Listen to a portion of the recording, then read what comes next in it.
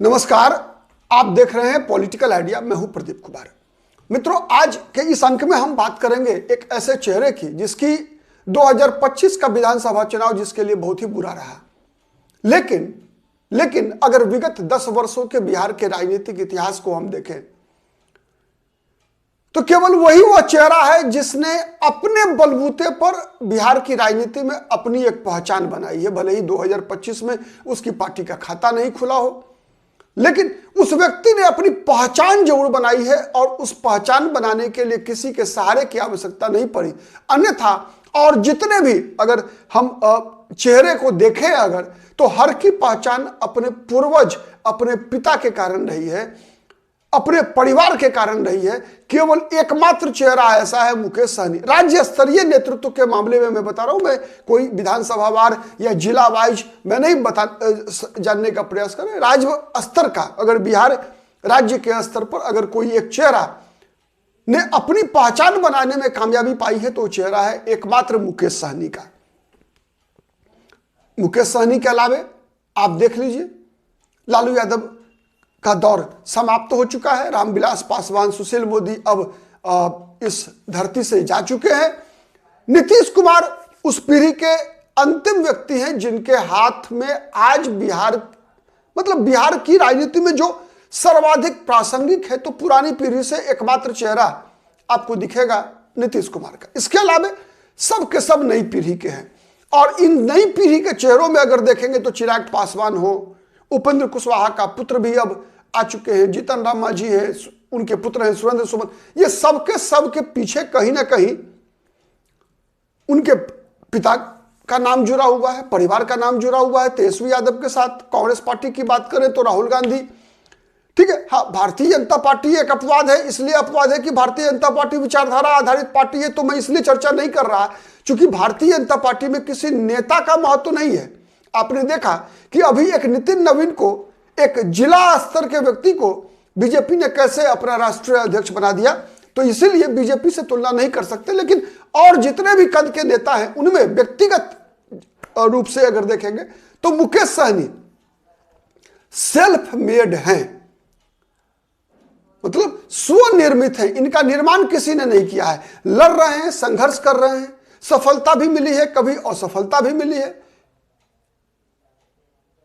दरभंगा के एक छोटे से गांव में जन्म लेकर फिर काफी कम उम्र में पैसा कमाने के लिए मुंबई जाकर पैसा भी कमाया, फिर लौटकर जब बिहार आते हैं तो एक मुद्दे को लेकर कि उनकी जाति के लोगों को, निषाद जाति को अनुसूचित जाति में शामिल करने की एक सूत्री मांग को लेकर बिहार की राजनीति में अपनी पहचान बनाने का प्रयास करने वाले मुकेश सहनी ने पहले बीजेपी के साथ रहकर उसका स्वाद चखा, फिर बीजेपी से उनका मकसद पूरा नहीं हो रहा था तो फिर लगा कि नहीं, महागठबंधन के साथ आना चाहिए, तो आना जाना लगा हुआ है। लेकिन पहचान बनी है, इस बात में कोई दो मत नहीं है। तो अब सवाल दूसरा यह उठ रहा है कि 2026 में मुकेश सहनी को क्या करना चाहिए। 25 तक में एक इस बार बात पर मुझे लगता है आपको भी कोई आपत्ति नहीं होगी कि मुकेश सहनी का जो भी कद बना है, मुकेश सहनी ने अपने बलबूते पर बनाया है। सफलता का पैमाना अलग अलग हो सकता है, क्योंकि उनकी पार्टी के एक भी विधायक इस बार जीत कर नहीं आए, पिछली बार 4 विधायक जीत कर आए। यह सब अलग विषय है, इस पर हम लोग कई बार चर्चा कर चुके हैं। लेकिन सवाल यह है कि ऐसा चेहरा जिसने पहचान अपने बलबूते बनाई, अब 2026 में उसके लिए क्या है। क्योंकि ये 2025 का साल अब कुछ ही दिनों का शेष बचे हुए हैं, नहीं 2026 की शुरुआत होने वाली है और 2026-25 के अंत में ही बिहार में नई सरकार बनी है, चुनाव संपन्न हुए। तो अब 26 में मुकेश सहनी की रणनीति क्या होनी चाहिए। मित्रों, मेरे अनुसार तो अब 4 वर्ष का समय है, 3 वर्ष का समय है लोकसभा चुनाव के लिए, 3.5 वर्ष का, और 5 वर्षों का समय है विधानसभा चुनाव के लिए। बीच में न केंद्र में न राज्य में कोई मध्यावधि चुनाव होने की संभावना है। वैसे कुछ तो अकस्मात हो सकता है, लेकिन संभावना नहीं दिखती। ऐसी परिस्थिति में मुकेश सहनी ने दोनों पक्षों का अनुभव ले लिया है, महागठबंधन का भी और एनडीए का भी। मतलब गठबंधन की राजनीति में मुकेश सहनी कितने सफल होंगे, इस बात पर मुझे अभी शक है। क्यों शक है? इसलिए शक है कि मुकेश सहनी ने अपनी पहचान बनाई है। अब इस पहचान से मुकेश सहनी को यदि आगे निकलना है। जितना जितना अपनी व्यक्तिगत पहचान के बल पर जितनी सफलता मुकेश सहनी को मिलना चाहिए, मेरे अनुसार वो सफलता मिल चुकी है। अब मुकेश सहनी को यदि अपनी पार्टी की ताकत बढ़ानी है, दोनों में अंतर है, अपनी पहचान बनाना और पार्टी की ताकत बनाना, दोनों में अंतर है। ठीक है, क्यों? आप देख लीजिए कि पहचान तेजस्वी यादव की है, पार्टी की ताकत भी है, लेकिन क्या सत्ता में आने लायक ताकत है? नहीं है। तो मुकेश सहनी के साथ क्या है? मुकेश सहनी की पहचान है लेकिन पार्टी की ताकत नहीं है। तो जब तक मुकेश सहनी के साथ मुकेश सहनी की पहचान और प्लस मुकेश सहनी की पार्टी की ताकत नहीं बनेगी, तब तक मुकेश सहनी की पार्टी और मुकेश सहनी बिहार के चुनाव के परिणाम को प्रभावित नहीं कर पाएंगे। आप सहमत है या नहीं सहमत है बताइएगा कमेंट करके। अब तक मुकेश सहनी क्या करते आ रहे हैं? अब तक की जो मुकेश सहनी की राजनीति रही है कि केवल चुनाव केंद्रित पार्टी ही चला रहे हैं। कभी बीजेपी के सहयोग से चुनाव लड़ना और कभी आरजेडी के सहयोग से चुनाव लड़ना, यही केवल मुकेश सहनी का खेल रहा है। अब मुकेश सहनी को अपनी पार्टी के बल पे चुनाव लड़ना पड़ेगा और उस लायक अपनी पार्टी को बनाना पड़ेगा 2026 में। यही मुकेश सहनी की पार्टी और मुकेश सहनी को अब इससे आगे ले आ सकता है। मुकेश सहनी सत्ता के समीकरण को तभी प्रभावित कर पाएंगे जब मुकेश सहनी के पास अपनी ताकत होगी। अन्यथा क्या हुआ मुकेश सहनी के साथ? इस बार मुकेश सहनी की पार्टी के लिए तेजस्वी यादव ने मुकेश सहनी को, तो लोकसभा चुनाव में तेजस्वी यादव अपने हेलीकॉप्टर में, अपने बस में, अपने साथ मछली खाते रहे, कांटा दिखाते रहे, संतरा छीलते रहे, लेकिन जब विधानसभा चुनाव में सीट देने की बारी आई तो विधानसभा चुनाव में सीटें नहीं दी मुकेश सहनी को, नहीं दिया ना। लोकसभा चुनाव में भी ऐसी 3 सीटें मुकेश सहनी को दी थी तेजस्वी यादव ने, आरजेडी ने, जहां पर कि आरजेडी ये अनुमान लगा रही थी कि उसके लिए कुछ नहीं है, चाहे वो गोपालगंज हो, चाहे झंझारपुर हो, चाहे मोतिहारी हो। सामाजिक समीकरण के आधार पर मुकेश वहां आरजेडी के लिए कोई संभावना नहीं थी, तो आरजेडी के अनुमान के अनुसार जो उनके लिए सबसे कम संभावना वाली सीटें थी वो 3 सीट लोकसभा में दे दिया। फिर आरजेडी को लगा कि नहीं, मुकेश सहनी लायबिलिटी है, मुकेश सहनी कोई सीट जीत नहीं पाएंगे, इसीलिए विधानसभा चुनाव में एक भी सीट नहीं छोड़ा। तो इसीलिए, और 2020 विधानसभा चुनाव में क्या हुआ था? बीजेपी के साथ लड़े बीजेपी के साथ, 4 विधायक जीते, लेकिन 4 में एक भी मुकेश सहनी के नहीं थे, सब के सब भाजपाई उम्मीदवार थे। क्यों? इसलिए कि मुकेश सहनी के अपने पार्टी की तरफ से लड़ने लायक उम्मीदवार मुकेश सहनी के पास नहीं थे। सहमत है या नहीं है? तो यह सबसे बड़ी कमी है मुकेश सहनी की। इसलिए मुकेश सहनी को अपनी पार्टी के अंदर से चुनाव लड़ने लायक उम्मीदवार तैयार करना पड़ेगा। और उम्मीदवार भी 2 तरह का होता है। एक उम्मीदवार होता है चुनावी उम्मीदवार, जो घूमता रहता है, मंडराता रहता है हर पार्टी के कार्यालय, जहां से भी चुनाव टिकट में मिल जाए लड़ लेंगे, चाहे वो बद्रीपुर में हो, चाहे वो सुमन महासेठ हो, चाहे वो चंदन राम हो, कोई भी हो। मैंने बताया मिश्री लाल यादव हो, वो तो बीजेपी के थे ही, इस बार भी आरजेडी के कुछ लोग थे मुकेश सहनी की पार्टी के टिकट पर। खैर, तो मुकेश सहनी को अपनी पार्टी के अपने उम्मीदवार को मुकेश सहनी को 2026 और उसके बाद की राजनीति के लिए तैयार करना होगा। मतलब इसलिए वीआईपी को मजबूत करना होगा।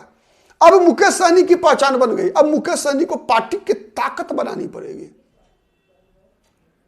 और ताकत बनाने के लिए केवल सहनी करने से मुकेश सहनी डिप्टी सीएम और सीएम नहीं बनेंगे। यह भी सुन लीजिए, मेरी बातें कई मुकेश सहनी के समर्थकों को बुरी लग सकती है, लेकिन मैं सच्चाई बता रहा हूं। चूंकि हमारा मकसद हर राजनीतिक, हमारा मानना यह है पॉलिटिकल आइडिया के मन से कि बिहार में या देश के लोकतंत्र के लिए राजनीतिक दलों का पारदर्शिता सबसे पहली आवश्यकता है।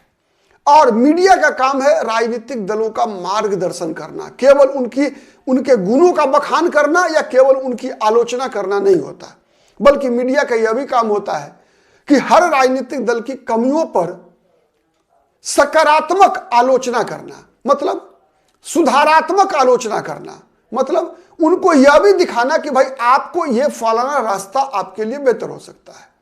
हम केवल सबको गाली देकर आलोचना करके समाज को नहीं चला सकते, नहीं, बल्कि जो गलत रास्ते पर चल रहा है, जो और बेहतर या ठीक रास्ते पर भी चल रहा है, तो और कितना बेहतर हो सकता है, उसके लिए कुछ बातें। चूंकि होता क्या है ना कि किसी भी व्यक्ति को, मुझे भी, दुनिया में हर व्यक्ति को, किसी भी व्यक्ति को अपनी कमी नहीं दिखती, मुझे भी नहीं दिखता।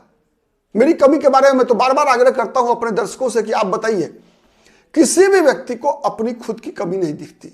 मुकेश सहनी को भी नहीं दिखेगी, तेजस्वी यादव को भी नहीं दिखेगी, नीतीश कुमार को भी नहीं दिखेगी, नरेंद्र मोदी को भी नहीं दिखेगी, किसी को नहीं दिखता। इसीलिए उसका मित्र वो पक्का मित्र होता है जो उसके आलोचक होते हैं। नहीं, कहा जाता है कि आपका गुरु, आपका मित्र या आपका सलाहकार यदि आपकी केवल प्रशंसा करे तो वो आपका मित्र नहीं है, बल्कि वो आपका दुश्मन है। ठीक है, तो मैं इसी रूप में लेता हूं मीडिया की भूमिका को, और पॉलिटिकल आइडिया के मन से हम इसी प्रकार से हर राजनीतिक दल, हर राजनीतिक नेता के उसके गुण और दोष के आधार पर उसका विश्लेषण करने का प्रयास करते हैं।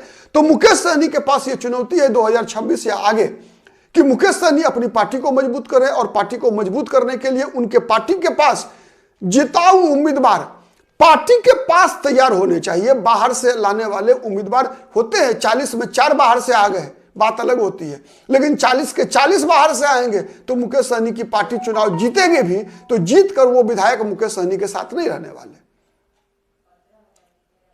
ठीक है, तीसरा, मुकेश सहनी को अब केवल सहनी सहनी करने से बचना होगा। अगर वो बिहार का नेता बनना चाहते हैं, अगर ठीक है एक पार्टी चलाना चाहते हैं, पावर ब्रोकर बनना चाहते हैं, तो सहनी सहनी करते रहे।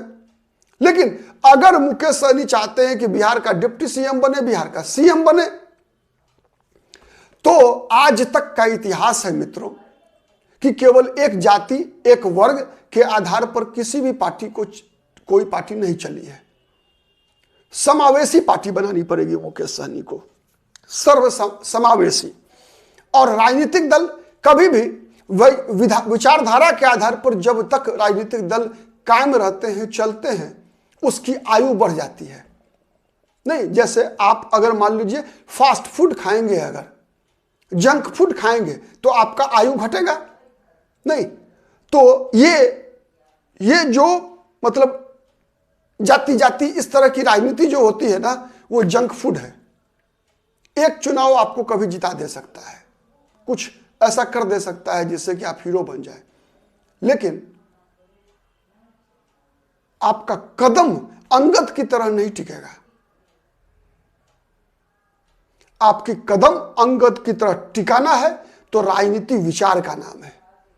लालू यादव जब तक एक विचारधारा थे, याद कीजिए, लालू यादव जब तक एक विचारधारा थे, लालू यादव की बिहार में तूती बोलती थी। कांग्रेस जब तक एक विचारधारा थी, कांग्रेस पार्टी देश पे राज किया करती थी। कम्युनिस्ट पार्टियां जब तक एक विचारधारा थी तब तक मजबूत हुआ करती थी। जब से लालू यादव विचारधारा से केवल यादव मुसलमानों की पार्टी बन गए, लालू यादव का पराभव, डाउनफॉल शुरू हो गया। कांग्रेस के साथ भी हुआ, हर पार्टी के साथ होता है। इसीलिए अगर राजनीतिक जमीन पर अगर मजबूती से अंगद की तरह पांव जमाना है तो मुकेश सहनी को विचारों की राजनीति करनी पड़ेगी। विचारों की राजनीति में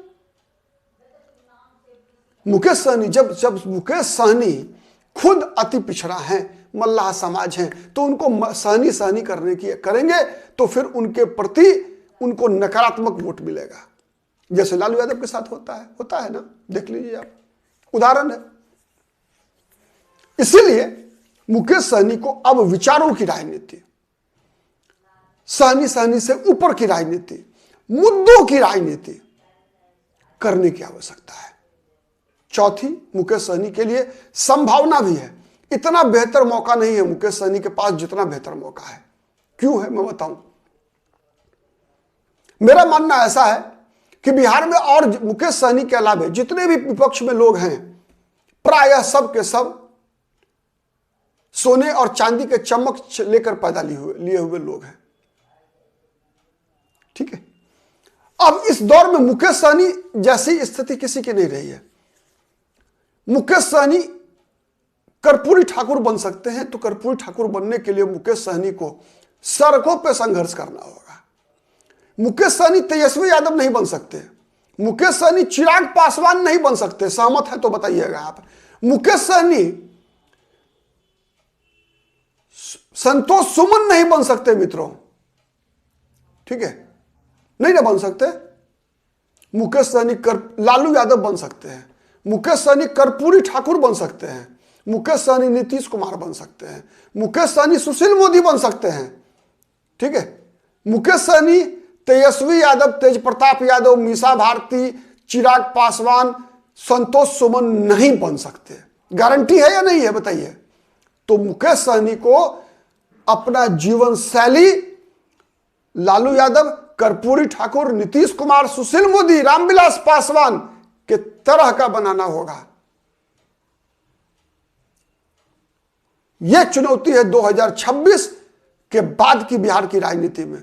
अगर मुकेश सहनी कर पाए तो आज जितना बेहतर मौका मुकेश सहनी के पास है कभी नहीं था, और उसके लिए मुकेश सहनी को सड़क पे उतरना पड़ेगा। बिहार में सरकार के हर मुद्दे पर जिस पर असफल होती है सरकार, हर वादा खिलाफी के खिलाफ सड़क पर जनता के साथ कंधे से कंधे मिलाकर लड़ना पड़ेगा। तो बिहार को मिलेगा एक नया राजनीतिक सितारा, और वो सितारा बनने की क्षमता लिख के रख लीजिए तेजस्वी यादव में नहीं है। चिराग पासवान दुश्मन ज्यादा नहीं बनाना चाहता मैं, ठीक है, लेकिन यह बात स्पष्ट है कि सोना के चम्मच लेकर पैदा लेने वाले लोग इस प्रकार की राजनीति नहीं कर पाएंगे, कभी नहीं कर पाएंगे। पुलिस की लाठी नहीं खा पाएंगे, सड़क पर मजदूरों के साथ कुर्ते पर मिट्टी नहीं लगा पाएंगे। लिख के रख लीजिए, ये लोग अपना जन्मदिन चार्टर प्लेन में ही मनाएंगे। जमीन पर कार्यकर्ताओं के साथ जन्मदिन मनाने वाला नेता चाहिए बिहार को, जो नीतीश कुमार का विकल्प बन सकता है। मुकेश सहनी बन सकता है। मुकेश सहनी बनेंगे या नहीं बनेंगे, आने वाले दिन में मुकेश सहनी को साबित करना है। आज के लिए इतना ही, बहुत बहुत धन्यवाद, नमस्कार, जय हिंद। वीडियो पसंद आता है शेयर जरूर कीजिएगा, कमेंट तो निश्चित कीजिए, ठीक है। और यदि अब तक हमारे चैनल को सब्सक्राइब नहीं किया है तो प्लीज सब्सक्राइब कीजिए। आज के लिए इतना ही, बहुत बहुत धन्यवाद।